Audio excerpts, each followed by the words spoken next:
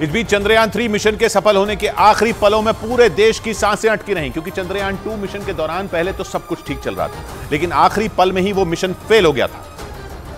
और इसी वजह से इस बार चांद पर लैंडर के उतरने के आखिरी पलों में पूरे देश की धड़कनें बढ़ गईं, क्योंकि 2019 में चंद्रयान 2 के लैंडर का संपर्क आखिरी 15 मिनट के दौरान ही टूट गया था और उस वक्त इसरो ने मिशन की नाकामी को 15 मिनट का आतंक बताया था। एक रिपोर्ट के मुताबिक 2019 में चंद्रयान 2 का लैंडर चंद्रमा की सतह पर करीब 2 किलोमीटर की ऊंचाई तक पहुंच गया था। वहां तक तो सब कुछ ठीक रहा, लेकिन इसके बाद एक छोटी सी तकनीकी गड़बड़ी की वजह से लैंडर क्रैश हो गया था। ये सब कुछ आखिरी के 15 मिनटों में हुआ था। इसीलिए इसरो ने इस बार पिछली गलती से सबक लेते हुए हर छोटी से छोटी चीज का भी ध्यान रखा। इसरो ने चंद्रयान 3 के लैंडर को क्रैश होने से बचाने के लिए तमाम इंतजाम किए। हालांकि इसकी नौबत नहीं आई और लैंडर विक्रम ने तय वक्त पर चांद पर सुरक्षित उतरकर सबसे बड़े मकाम को हासिल कर लिया। लेकिन तमाम चुनौतियों को पार करते हुए भारत का चंद्रयान 3 चांद पर पहुंच गया, वो भी चांद के उस हिस्से पर जहां आज तक दुनिया का कोई भी देश नहीं पहुंच सका। 14 जुलाई को आंध्र प्रदेश के श्रीहरिकोटा से लॉन्च होने के 41 दिन बाद चंद्रयान ने चांद पर फतह पा ली।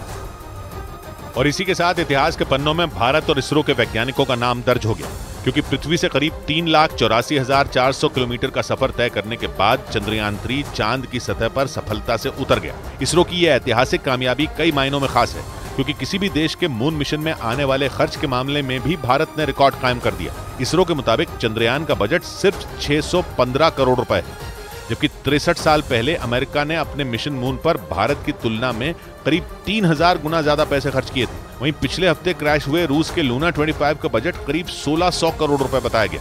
यानी रूस और अमेरिका की तुलना में भारत के चंद्रयान 3 ने सबसे कम खर्च में सफल होकर इतिहास रच दिया।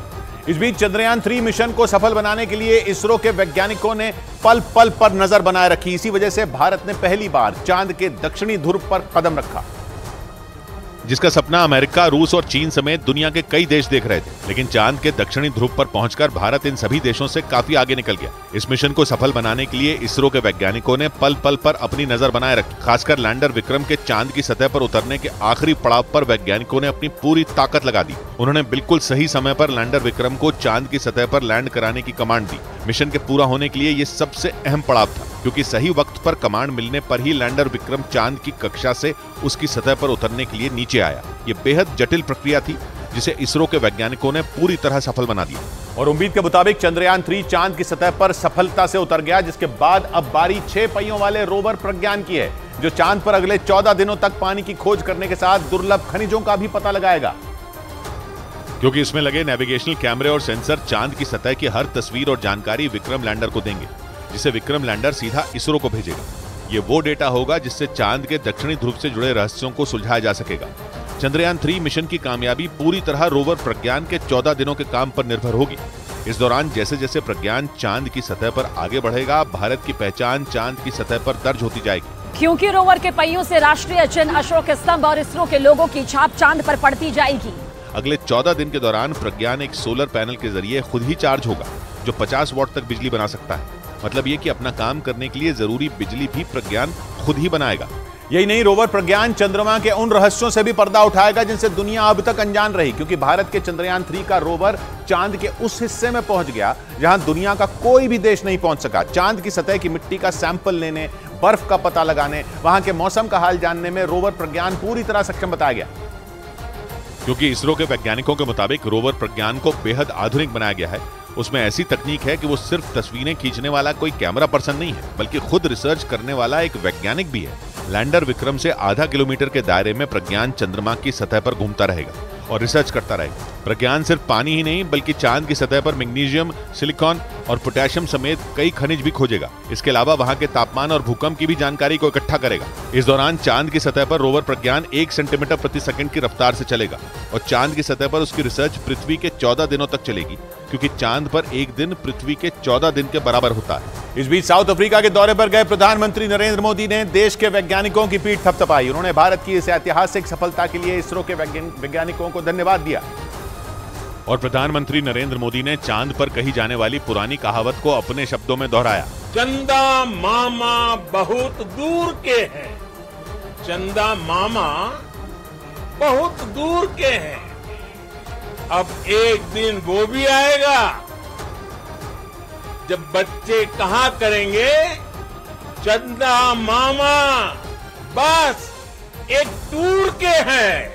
उन्होंने वैज्ञानिकों की तारीफ करते हुए बताया कि धरती पर लिया संकल्प भारत के वैज्ञानिकों ने साकार कर दिया।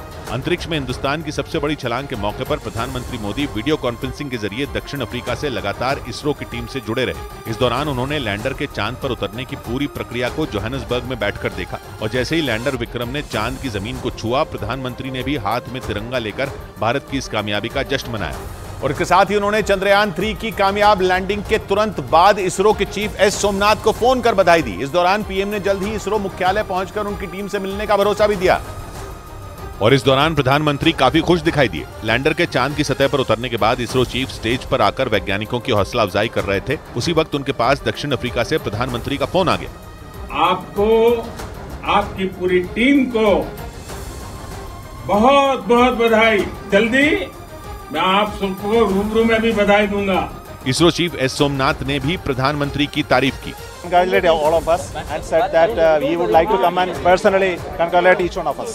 प्रधानमंत्री ने इसरो चीफ को यह भरोसा भी दिया कि अंतरिक्ष में भारत के कदम अब और तेजी से बढ़ेंगे। उधर इसरो के वैज्ञानिकों के मुताबिक चंद्रयान 3 मिशन के तहत लैंडर विक्रम को चांद की सतह पर उतारने के लिए 20 जगहों का चयन किया गया था।